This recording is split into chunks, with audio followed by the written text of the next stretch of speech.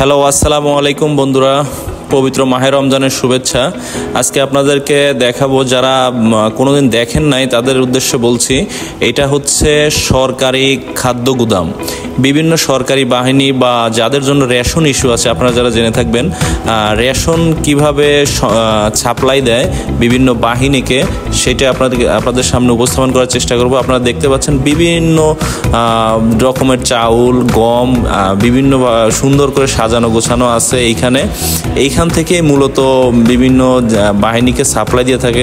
বিভিন্ন উপজেলা বা জেলা পর্যায়ে এরকম খাদ্য গুদাম থেকে থাকে। তো এটা আপনারা দেখতে পাচ্ছেন বান্দরবান জেলার আলীকদম থানার একটা খাদ্য গুদাম, যেখান থেকে মূলত আমাদেরকে চাউল সাপ্লাই দেয়। তো যাই হোক, দেখতে পাচ্ছেন আমরা চাউল নেওয়ার জন্য আসছি। অলরেডি আমরা বেছে কিছু বস্তা সিলেকশন করে রেখেছিলাম, সেইখান থেকে দিচ্ছে। তো আপনারা যারা জানেন না, এখানে শুধু আমাদের বাহিনী না, এছাড়াও আনসার, সেনাবাহিনী এবং বিভিন্ন ধরনের বাহিনী যাদের রেশন ইস্যু আছে মূলত তাদেরকে এইখান থেকে দেওয়া হয়। তো এইখানে যারা কর্মীরা আছে অত্যন্ত পরিশ্রমী। দেখতে পাচ্ছেন কত সুন্দর করে সাজানো গোছানো সুন্দর করে রেখেছে।